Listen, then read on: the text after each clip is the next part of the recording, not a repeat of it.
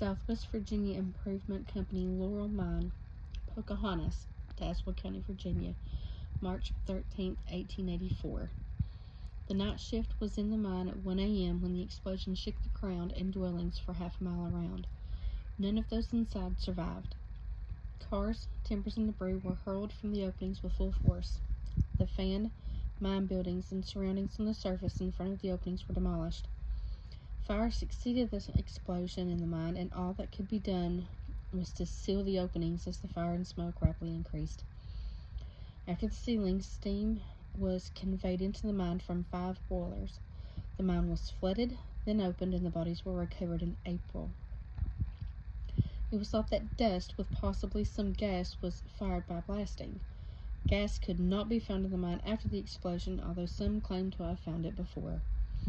The mine was considered non-gassy and no safety lamps were used. Ventilation was of a low order, and blasting was done at the end of each shift. Shooting was off the solid, using excessive amounts of black powder. The mine was very dry and dusty. 97 widows and orphans were left. The force was so great that the mountain cracked. 3 dwelling houses near the mine were demolished, killing 2 colored women and a child. One of the victims was 13, employed as a doorman and pet of the camp. The bodies were horribly mangled, with heads and limbs torn off, and death was instantaneous to all. 112 employees were killed, but it was reported that 184 men were reportedly in the mine. The way that mines used to work back then was that if a miner needed help with a certain day's work, he could bring in anybody. A son, a nephew, a brother, brother-in-law, friend, as their helper for that day. They were not technically employed by the mine, but if they put in a day's work, they were paid a day's wage. I don't have all of the names of the men that were killed that day. I just have the names that were reported. Boone Maxey, Jim Krim, Isham Maxwell, George Maxwell, William Slusher, Young Jewell, M.L. Hampton, Ed Mitchell, John Hicks, George Hicks, John L. Hicks, John Keyes, M.J. Jewell, Luke Ray, Rush Davis, John Felfrines, Carol Gearbates, A.M. Daughtery, Paul Revell, George Mules, LaCornell Cammers, Emil Goodman, Andros Frito, Mike Buckeye, Pluto Jacobs, a man named Krabansky, John Krabansky,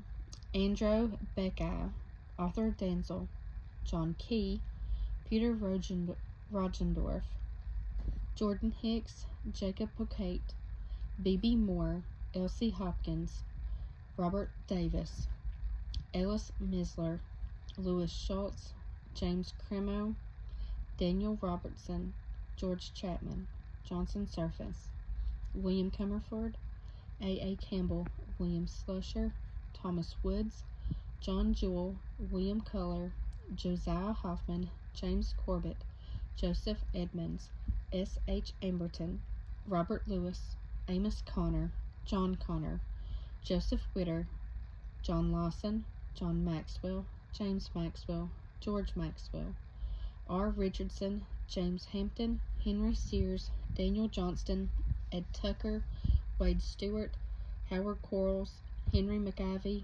Henderson Miller, Charles White, L. Richardson, James Perdue, Robert Perdue, Reed Howard, Daniel Wright, James Wright, Lucas Watson, James Canwell, Creed Burrows, Joseph Young, Pharaoh Bowers, Joseph Price, Henry Henley, B. Henley, J.W. James, Henry Sales, Philip Ragland, August Hogg, Andrew Johnson, John Littler, William Moore, Riley Austin, Alan Graves, Giles Bacon, James Campbell, Milton Heath, Samuel Lawson, Lewis Cockerham, Andrew Marshall, and Baker Wilson.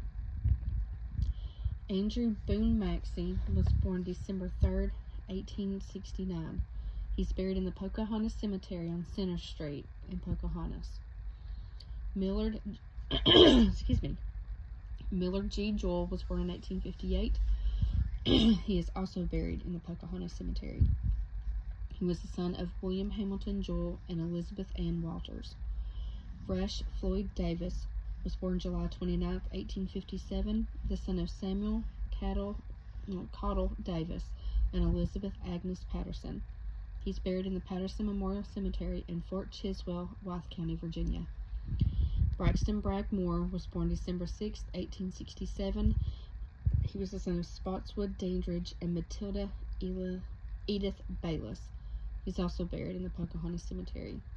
George Jewell was born 1865 and also buried in the Pocahontas Cemetery. They have a monument to the men who died that day because their bodies were so mangled and